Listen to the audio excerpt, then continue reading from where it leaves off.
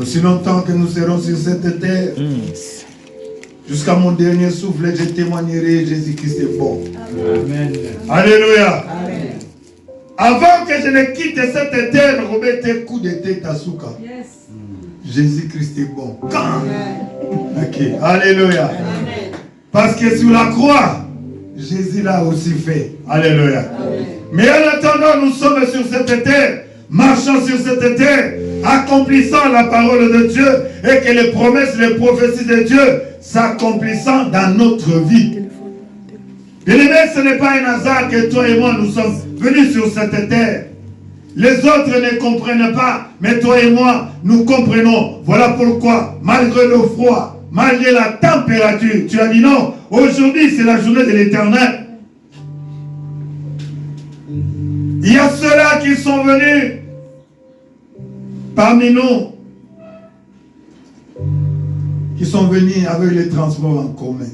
Il y a même ceux-là qui sont venus à pied. Ah! Ce sont des moments comme ça, bien-aimé, lorsque tu t'enfermes dans ta chambre. Tu dis, Jésus, assis-toi là. Seigneur, souviens-toi. Qu'en est-il pour ma situation, Jésus? Jusqu'à quand cela va-t-il perdurer? Parce que le Seigneur, la Bible nous dit, il n'est pas injuste pour oublier tous vos sacrifices. Et surtout lorsque nous faisons ces sacrifices en marchant dans la crainte de Dieu. Amen. Nous voulons aujourd'hui, bien-aimés, parler de la part du Seigneur, partager, exhorter le peuple de Dieu que nous sommes pour comprendre quel est le temps que nous traversons. Pose la question à quelqu'un qui est à côté de toi, à des personnes. Quel est le temps que nous traversons? Est-ce que tu comprends le temps que nous traversons? Parce qu'il y a ceux-là, bien-aimés, qui ne comprennent pas, qui vivent au jour le jour. Comme on dit chez moi, au taux du jour. Non, nous ne sommes pas des gens qui devons vivre au taux du jour, non. Nous sommes conduits par le Saint-Esprit. Amen.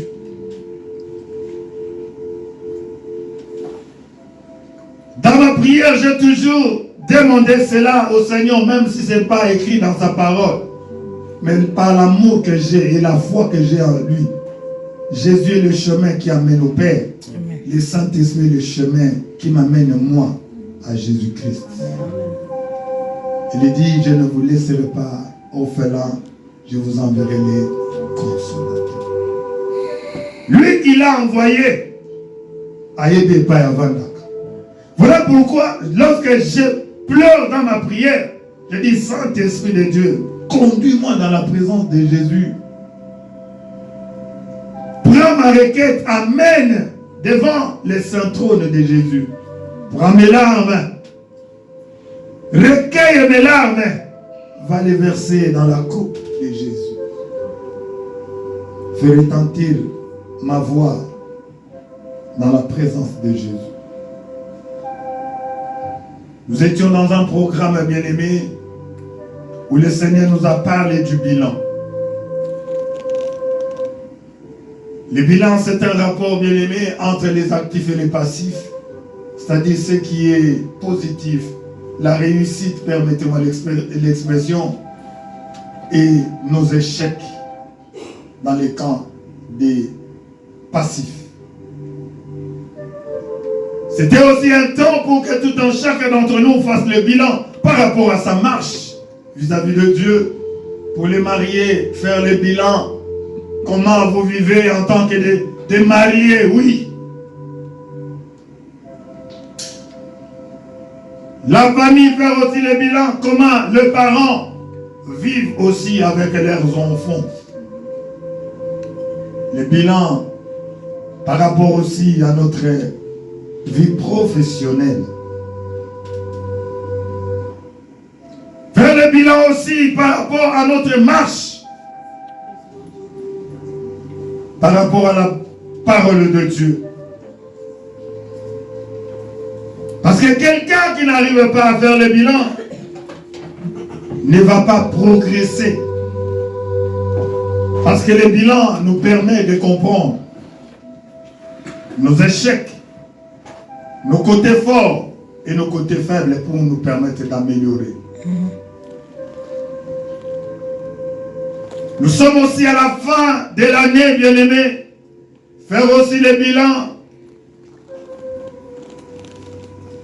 C'est que ma prière par rapport à ma prière, la prière que j'ai faite à Dieu, nous avons l'habitude d'écrire des lettres que nous gardons chez nous à la maison. Si cela n'a pas été donné, nous savons que le Seigneur, il est le maître des temps et des circonstances. Mais lui-même, il nous dit, méchant que vous êtes, si vous savez donner de bonnes choses à vos enfants, à combien plus forte raison votre Père Céleste. Il dit, bien-aimé, c'est que je souhaite que tu prospères à tous égards. Ça, c'est le souhait de Dieu. Mais si ce souhait-là n'arrive pas à s'accomplir, ce n'est pas de la faute de Dieu.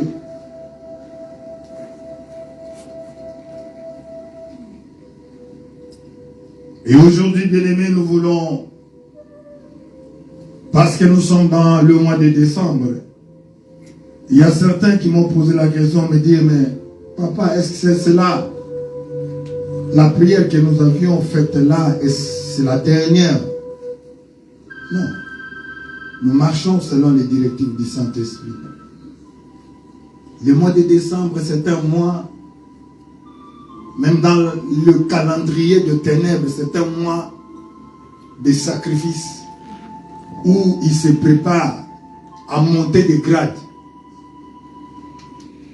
Pour que l'année prochaine qu'il prospère, pour que l'année prochaine qu'il monte des échelons, d'où ils doivent faire le sacrifice pendant le mois de décembre.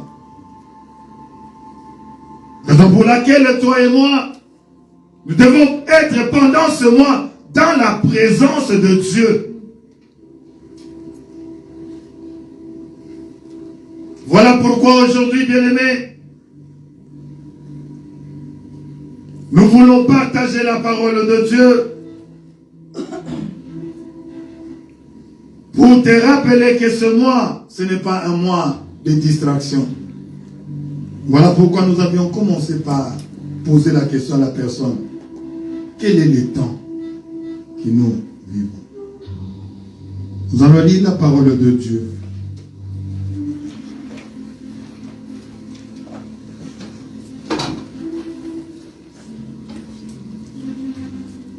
Actes des Apôtres, chapitre 12, les versets 1 à 4.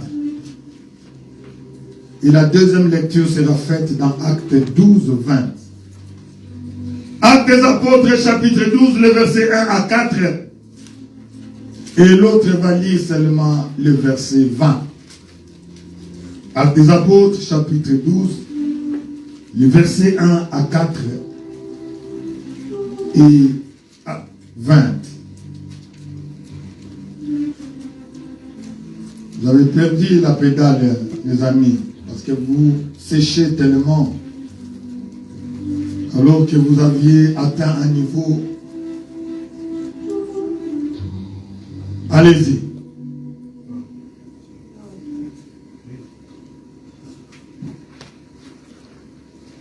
Je lis la parole du Seigneur dans Actes chapitre 12, le verset 1.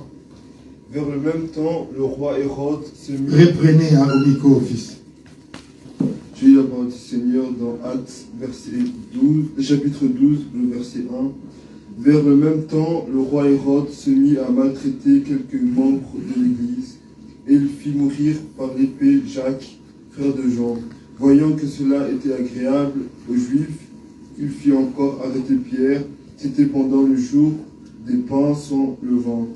Après l'avoir saisi et jeté en prison, il le mit sous la garde de 4 escouades, de 4 soldats chacun, avec l'intention de le faire comparaître devant le peuple après la Pâque. Parole du Seigneur. Amen. Verset 20.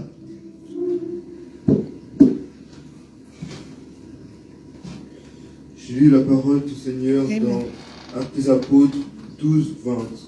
Hérode avait des dispositions hostiles à l'égard des Tyriens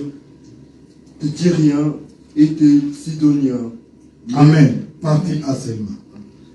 Reprends partie A seulement. Hérode avait des dispositions hostiles à l'égard des Tyriens et des Sidoniens. Acclame le Seigneur. Gloire, tu vas préparer Esther 9, 1. Ça, c'est après. Bien-aimés, parmi ces deux lectures que nous venons de faire, nous avions commencé par poser la question à la voisine, au voisin. Quel est le temps que nous traversons? Par ce temps-là, je sais que tu vas me dire, mais c'est l'hiver. Les temps dans lesquels nous sommes, ou le temps que nous traversons, c'est d'une manière spirituelle, bien-aimé. Il suffit d'ouvrir les yeux, de comprendre le temps dans lequel nous nous trouvons. Nous sommes au mois de décembre.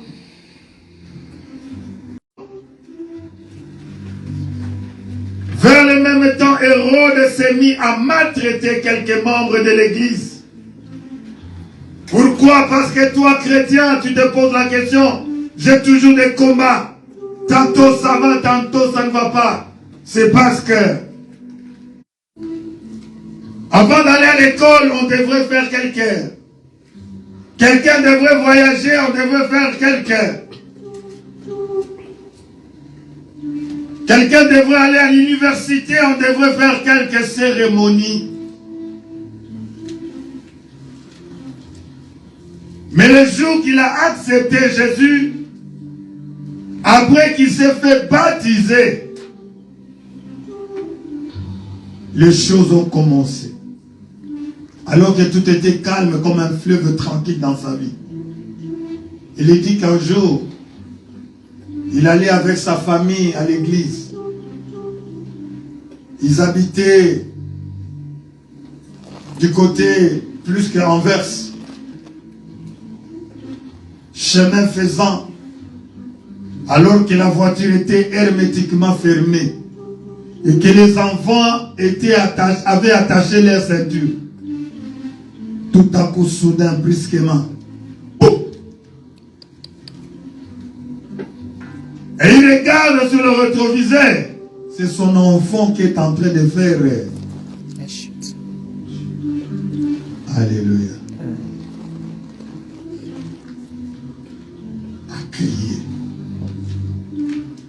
Il arrive pour lui, parce qu'ils étaient sur l'autoroute, highway.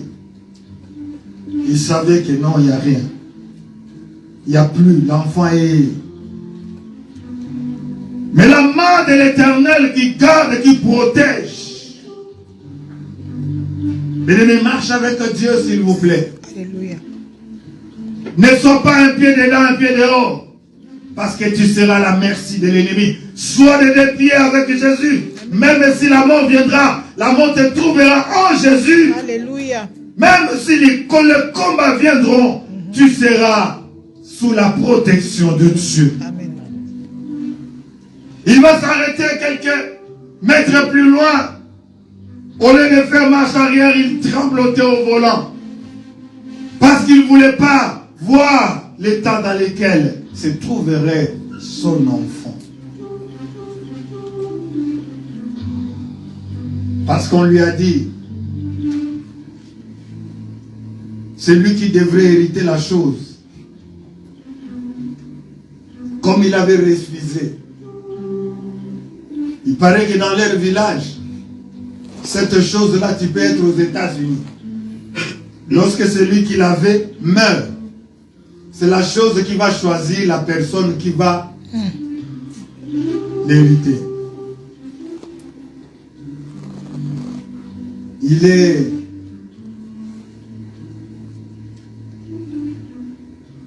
chez eux, il y a un adage qui dit que tu vas kutoka keboy. Ça c'est dans leur dialecte, je ne comprends pas tellement que moi je suis pas loulou. Je ne comprends pas.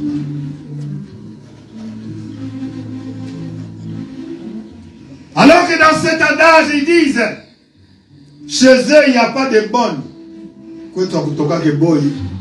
Mais pas comme Azam. Chez eux, il n'y a pas de bonnes, mais il n'y a que des sentinelles.